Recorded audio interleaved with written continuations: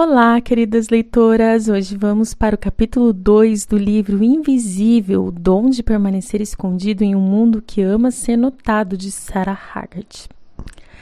Visto e celebrado, descobrindo quem somos a parte do que fazemos. E Marta serviu, João 12:2. Eu tinha 17 anos e era ainda um bebê na fé quando, em um misto de oportunidade e impulso, entrei em um avião pela primeira vez. Estava a caminho de um acampamento cristão nas montanhas Adirondack, a fim de trabalhar voluntariamente como garçonete. Até então, eu jamais tinha ficado fora de casa por mais de uma semana.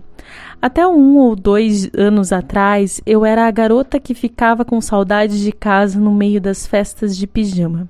E reclamava quando minha mãe me pediu para passar o aspirador de pó. No entanto, ali estava eu, voando para vários estados de distância com a intenção de servir a outros das 7 da manhã às 10 da noite durante um mês. Nossa equipe de 30 voluntários do ensino médio arrumava a mesa, servia comida e limpava tudo diariamente, no café da manhã, almoço e jantar, para 300 acampantes barulhentos e esfomeados da nossa idade. Corríamos de uma refeição para a próxima, mal tendo tempo para respirar. As migalhas do almoço ainda estavam sob as nossas unhas quando tocava o sino do jantar.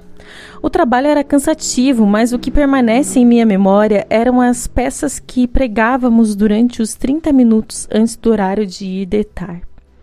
Lembro-me das danças que coreografávamos enquanto fazíamos a limpeza do almoço e das conversas rápidas sobre nos tornar melhores amigos de pessoas que hoje considero amigas queridas por mais de 20 anos. Em algum momento, entre o trabalho pesado, as noites curtas e as brincadeiras malucas, nossos líderes de equipe ainda nos faziam memorizar as escrituras. O primeiro versículo que memorizamos chegando ao acampamento foi: "Pois também o Filho do Homem não veio para ser servido, mas para servir, e para dar a sua vida em resgate de muitos." Marcos 10:45. Era um versículo novo para mim. Eu não sabia até então que servir fazia parte do pacote para o qual eu me alistara, que era o próprio testemunho de vida de Jesus, até ter memorizado esse versículo. Porém, naquele verão, tive uma prévia do que significa entregar a minha vida. Tenho também um álbum cheio de fotos de momentos especiais com 30 outras pessoas. Não fomos exatamente sofredores naquele mês, e certamente não estávamos fazendo nada em segredo, mas tive uma amostra grátis do que era servir. Na época, o serviço, e ainda menos serviço oculto do tipo que Jesus ofereceu ao lavar os pés manchados de seus discípulos, exercia pouca atração para mim, e não me parecia necessário. Naquela fase inicial do meu relacionamento com Deus, tudo parecia novo, brilhante e divertido. Eu não estava inclinada a gastar muito tempo pensando naqueles versículos menos glamurosos da Bíblia. Pelo contrário, dava um jeito de encaixar as escrituras em formatos que fizessem sentido para mim.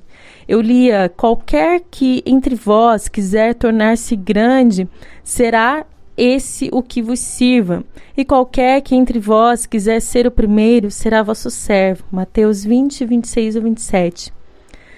Ora, eu poderia ler este versículo como um convite, uma forma de experimentar as melhores intenções de Deus em relação a mim pelo serviço. Entretanto, quando minha versão adolescente o interpretava, eu entendia algo assim: "Crie coragem e sirva. Somos chamados para andar com pessoas nas classes mais humildes." Eu lia: "Mas o maior dentre vós há de ser vosso servo. Qualquer, pois, que a si mesmo se exaltar será humilhado, e qualquer que a si mesmo se humilhar será exaltado." Mateus 23, 11 e 12. E interpretava: "Sufoque o desejo de fazer algo para você mesmo. Servir é a melhor coisa a fazer e a única coisa que realmente importa." Mas havia uma dissonância gritante entre meu desejo de ser notada e as mensagens que eu recebia, as quais pareciam ensinar que desejos como esses eram errados. Para conciliar minha compreensão de serviço com meus desejos de reconciliamento e aclamação, que não eram apenas um efeito colateral da juventude e maturidade, mas inerentes a mim antes e depois da adolescência, eu os sufoquei. Eu os enterrei profundamente e passei a detestar aquela parte de mim que ansiava ser notada. Sentia a repugnância de qualquer parte de mim que não se alinhasse às minhas reinterpretações do que significava servir. Não me ocorreu perguntar a mim mesma: será que Deus me fez com o desejo de ser vista e celebrada e estes desejos estão simplesmente fora de foco? A verdade é que somos feitos por Deus para sermos vistos e celebrados. Gostamos de ouvir nosso próprio nome. Quando somos notados e recebemos afirmação por nossas realizações ou por nossos traços de caráter, sentimos aquele suspiro de satisfação interno que diz: sim, eu faço diferença para alguém. É Deus quem nos dá o anseio por reconhecimento, por perceber que fazemos diferença. O autor e pastor Dallas Willard afirma: diferentemente do egoísmo, o impulso de significância é uma mera extensão do impulso criativo do Deus que nos deu existência. Fomos criados para fazer a diferença, assim como a água foi criada para correr montanha abaixo. Somos colocados em um contexto específico para fazer a diferença de maneira que ninguém mais é capaz. É este o nosso destino. Fazemos diferença mesmo antes que alguém nos conhecesse, antes mesmo de respirar. Davi sabia disso, pois tu me formaste o meu interior, tu me teceste no seio de minha mãe. Salmo 139, 13. Fomos concebidos e crescemos em oculto. Os meus ossos não te foram encobertos, quando no oculto fui formado e entristecido, como nas profundezas da terra. Verso 15. Contudo, em nossa invisibilidade pré-natal, havia olhos voltados para nós. Vivíamos para aquele par de olhos. Os teus olhos me viram a substância ainda informe. Verso 16. Desde o momento em que fomos criados, fomos vistos, e isso foi maravilhoso. Mesmo antes de termos palavras, a nossa alma já estava codificada para conhecer a imagem de Deus. Graças te dou, visto que por modo assombrosamente maravilhoso me formaste, as tuas obras são admiráveis e a minha alma o sabe muito bem. Verso 14.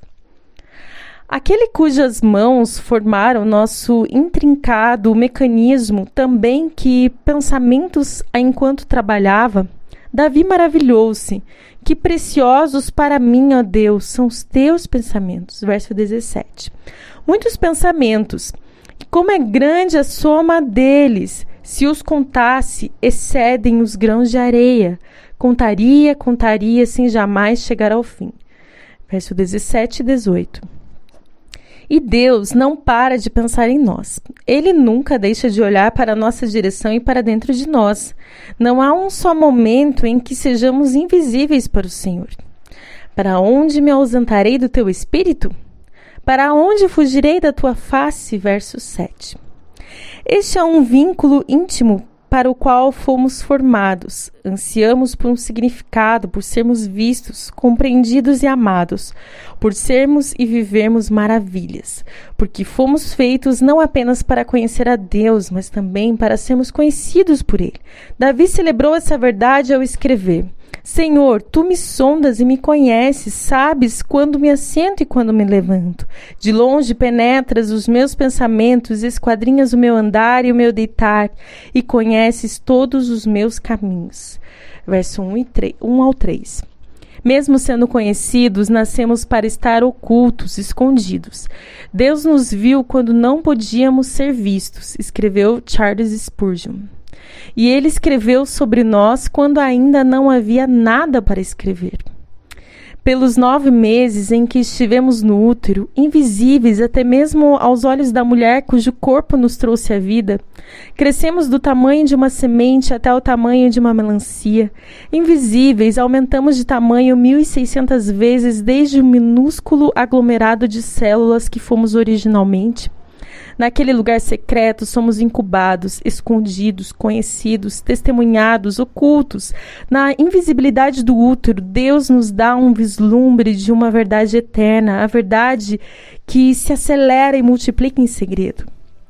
O problema não está em ansiar por significado, mas em ser dissimulado ou mal orientado na busca de significado. Quando prezamos, acima de tudo, os olhares dos outros, suas opiniões e reconhecimento, nós nos desviamos do contato visual com os únicos olhos capazes de verdadeiramente nos enxergar. Esquecemos a beleza de ter os olhos do Criador voltado para nós, os olhos que presenciaram a concepção da nossa vida e amaram o que viram. Continuamos famintos por aquilo para o qual fomos feitos, sermos vistos, conhecidos, celebrados, participarmos de algo maior do que nós mesmos. Entretanto, com demasiada frequência, nós nos contentamos com coisas menores.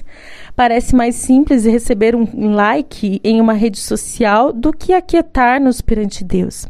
Buscar sua face e ouvir seus sussurros, especialmente se não estamos seguros da expressão de sua face ou de seus sussurros amorosos. Imaginamos se Deus sequer poderia gostar do que vê em nós quando ninguém mais está olhando. E nos esquecemos de que foi exatamente assim que estávamos ocultos ao tomar forma pela primeira vez. Bom, esse capítulo ainda continua. Se você quiser acompanhar, veja o livro digital que está disponível aqui nesse grupo mesmo, tá? E se você desejar adquirir, tem o link disponível no grupo também para adquirir o livro físico, para essa leitura maravilhosa. Espero que Deus tenha falado com você hoje. Amanhã voltamos a partir do capítulo 3.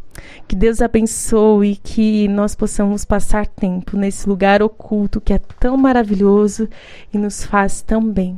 Porque aquele que nos vê, aquele que nos conhece desde o nascimento, é o que mais se importa, é o que mais merece a nossa adoração, nossa atenção. Amém?